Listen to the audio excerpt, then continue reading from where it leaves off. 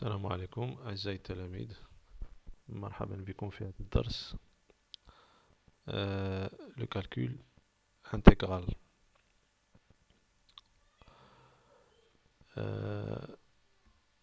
Premier paragraphe, on va voir l'intégrale d'une fonction continue sur un intervalle. Alors, définition. On va prendre une fonction continue sur un segment AB. Et on va prendre une fonction grand F, une primitive de petit f sur AB. Alors, qu'est-ce qu'on appelle l'intégrale? L'intégrale de f de A à B. Donc, l'intégrale de f de A à B n'est autre que le réel grand F de B moins grand F de A. On note ce nombre, on le note ainsi. L'intégrale de A à B f de x dx. Et on écrit l'intégrale AB f de x dx égale grand F de x entre deux crochets de A à B égale grand F de B moins grand F de A. Donc ça, c'est la définition de l'intégrale de f de A à B. Propriété. Soit f une fonction continue sur un intervalle i, et soit A, B et C des éléments de i. On a la première propriété, c'est que l'intégrale de A à A, f de x dx égale 0. Pourquoi? Parce que l'intégrale A à f de x dx égale grand F de A moins grand F de A égale à 0. Maintenant, si on permute A et B, si on les permute, ça veut dire qu'on a multiplié l'intégrale par moins 1. L'intégrale de A à B f de x dx égale moins l'intégrale de B à A f de x dx. Pourquoi? Parce que l'intégrale de A à B f de x dx égale grand F de B moins grand F de A. Et l'intégrale de B à A f de x dx égale grand F de A moins grand F de B. Ces deux nombres sont opposés. La relation de Charles, qu'est-ce qu'elle dit? L'intégrale de A à B f de t dt plus l'intégrale de B à C f de t dt égale l'intégrale de A à C f de t dt. C'est ce qu'on appelle la relation de Charles. Propriété numéro 2, la linéarité de l'intégrale. Donc l'intégrale possède cette propriété de la linéarité. Qu'est-ce que c'est que la linéarité de l'intégrale? Donc on va prendre deux fonctions f et g qui sont continues sur un segment AB et soit k un réel quelconque. Alors, on a l'intégrale de A à B f de x plus g de x dx égale l'intégrale de A à B f de x dx plus l'intégrale de A à B g de x dx. Ça veut dire que l'intégrale de la somme est égale à la somme des deux intégrales. On a aussi l'intégrale de k fois f de x dx égale à k fois l'intégrale de A à B f de x dx. Lorsque un nombre réel qui ne dépend pas de x est multiplié par une fonction, alors l'intégrale de ce produit, dans cette intégrale, on peut faire sortir le nombre qui est multiplié par la fonction par f de x. Alors c'est ce qu'on appelle, ces deux assertions résument ce qu'on appelle la linéarité de l'intégrale.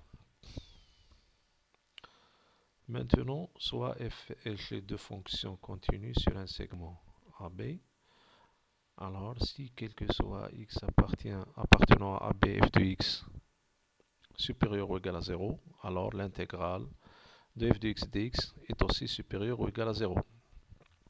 Autrement dit, si une fonction est positive sur un intervalle AB ou bien sur un segment AB, alors l'intégrale de a à b de f de x dx est aussi positive. Positive. Donc si la fonction est positive, son intégrale sur ce segment est aussi positive. À condition bien sûr que a est inférieur ou égal à AB. Lorsqu'on parle du segment AB, donc automatiquement A est inférieur ou égal à B. Et si on a deux fonctions, l'une est inférieure à l'autre, c'est-à-dire quel que soit x appartient à B, f de x est inférieur ou égal à g de x, alors les deux intégrales de ces deux fonctions sur ce segment AB gardent le même ordre des deux fonctions. Donc, f est inférieur ou égal à g sur l'intervalle AB, alors l'intégrale de a à b f de x inférieur ou égal à l'intégrale de a à b g de x dx. Maintenant, on va parler de la valeur moyenne d'une fonction sur un segment. Alors, la valeur moyenne d'une fonction. Pour toute fonction continue sur un intervalle AB, il existe au moins un élément C dans le segment AB, tel que f de C égale 1 sur B moins à l'intégrale AB f de x dx. Donc ça, c'est une propriété.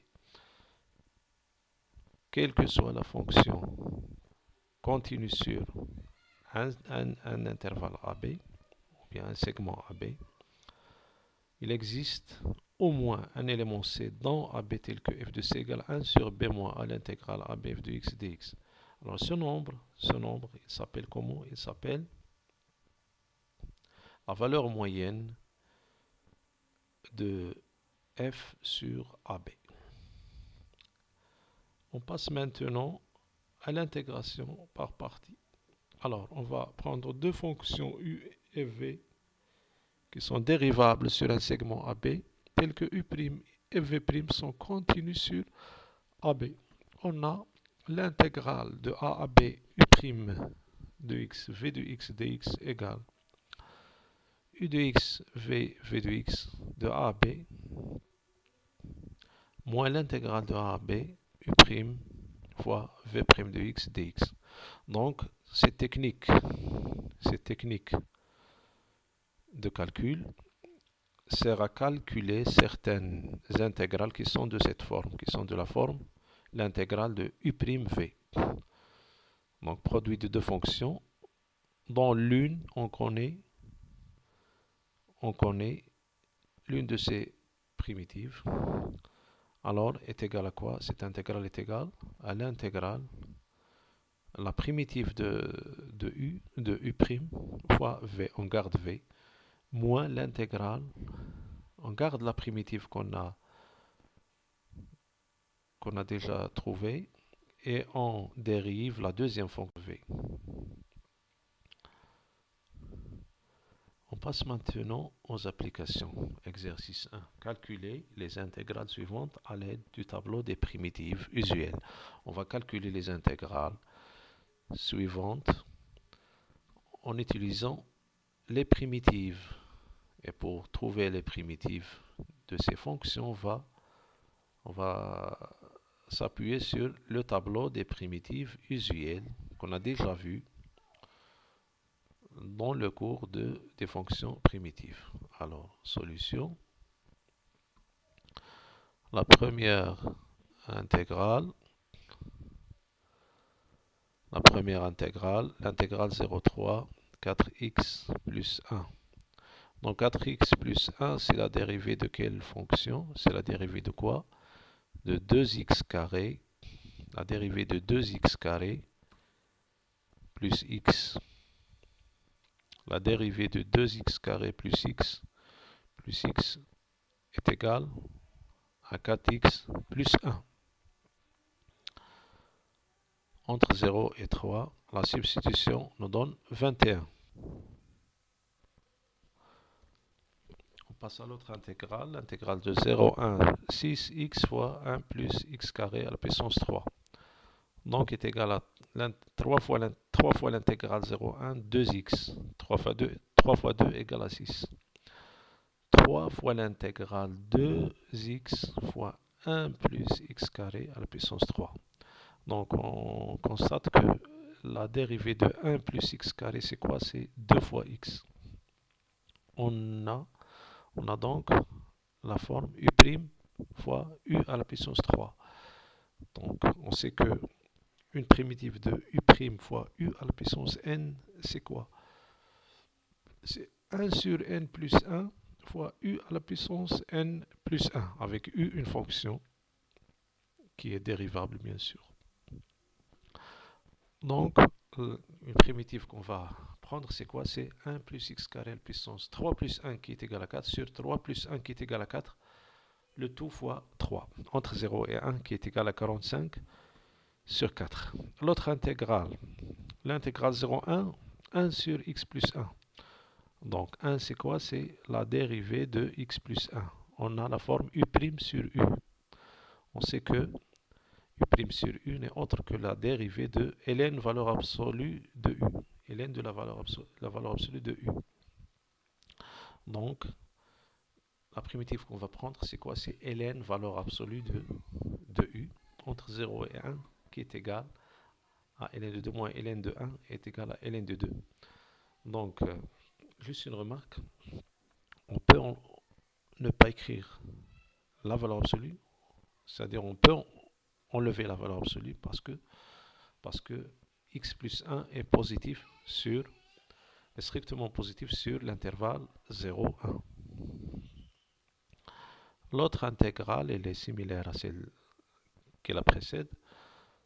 Donc, l'intégrale 0, 1 ex sur ex plus 1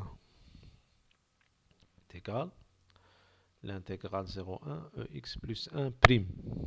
La dérivée du dénominateur, c'est quoi? C'est le numérateur. Donc, la dérivée de ex plus 1, c'est ex. Donc, on a bien la forme u' sur u. Et là, pour primitive, ln valeur absolue de u. On peut écrire, comme tout à l'heure, ln ex plus 1 sans valeur absolue parce que ex plus 1 est strictement positif. Donc, est égal à ln e plus 1 moins ln 2. L'autre intégrale, l'intégrale 0,1 exponentielle moins 2x plus 1 est égal, on va multiplier par moins 2 et diviser par moins 2. Donc, est égal à moins 1 demi fois l'intégrale 0,1 moins 2 exponentielle moins 2x plus 5 égale à moins 1 demi fois l'intégrale 0,1 moins 2x plus 5 prime fois l'exponentielle moins 2x plus 1. Donc, moins 2x plus 1 prime, c'est quoi? C'est moins 2. Donc, on a u', on a une fonction qui s'écrit sous la forme u' exponentielle u. Et on sait une primitive de cette fonction, c'est quoi? C'est exponentielle moins 2x plus 1 tout simplement. Parce que ça, cette fonction, c'est la dérivée de exponentielle moins 2x plus 1. Donc, l'intégrale est égale à moins 1 demi fois l'exponentielle moins 2x plus 1 entre 0 et 1, qui est égal à moins 1 demi fois E3 moins E5. L'autre intégrale, l'intégrale moins 1, 0, x exponentielle moins 2x carré plus 5 égale moins 1 sur 4 fois l'intégrale moins 1, 0, moins 4x fois l'exponentielle moins 2x carré plus 5. Donc on a multiplié par moins 4, on a divisé par moins 4. pour faire apparaître moins 4x qui est la dérivée de moins 2x carré plus 5. Donc, on va donc avoir la forme u' exponentielle u, qui a pour primitive exponentielle u. Donc, l'intégrale est égale à moins 1 quart fois l'exponentielle moins 2x carré plus 5 entre moins 0, entre moins 1 et 0, qui est égal à moins 1 quart fois E5 moins E3. L'autre intégrale, l'intégrale E de E à E carré, 1 sur x ln x. On sait que 1 sur x, c'est quoi? C'est la dérivée de ln x. Donc on a la forme u' sur u. C'est quoi? Et elle a quoi comme primitive? C'est quoi? Donc ln' de x sur ln x, c'est la dérivée de quoi? C'est la dérivée de ln valeur absolue de ln x entre e et e carré qui est égal à ln de 2. On passe maintenant à l'autre intégrale. L'intégrale. Alors, calculons maintenant l'intégrale 0,2 de la valeur absolue de x carré moins 1 dx. Donc, puisqu'on a la valeur absolue, donc on ne peut pas trouver une primitive de cette fonction. Il faut d'abord déterminer le signe de x carré moins 1 pour pouvoir écrire cette fonction sans valeur absolue. Donc le tableau de signe de x carré moins 1 est sur 0,2 et le suivant. Donc il s'annule en 1. Sur l'intervalle 0,1, x carré moins 1 est négatif. Sur l'intervalle 1,2, x carré moins 1 est positif. Donc sur l'intervalle 0,1, la valeur absolue de x carré moins 1, c'est quoi? C'est 1 moins x carré. Et sur l'intervalle 1, 2, la valeur absolue de x carré moins 1, c'est quoi? C'est x carré moins 1. Donc on va utiliser la relation de Charles. L'intégrale 0,2, x carré moins 1, valeur absolue, dx égale l'intégrale de 0 à 1 de la même fonction, plus l'intégrale de 1 à 2. Donc c'est la relation de Charles. Il sert à calculer cette intégrale. C'est égal à l'intervalle 0,1, puisque x appartient à 0,1. Donc 1 moins x carré, donc x carré moins 1 est négatif, donc sa valeur absolue c'est 1 moins x carré. On va le multiplier par moins 1. Donc c'est l'intégrale de 0,1 de 1 moins x carré plus l'intégrale de 1 à 2 x carré moins 1. Parce qu'il est positif, donc la valeur absolue c'est x carré moins 1 lui-même. Donc on va substituer, on trouve que cette intégrale est égale à 2.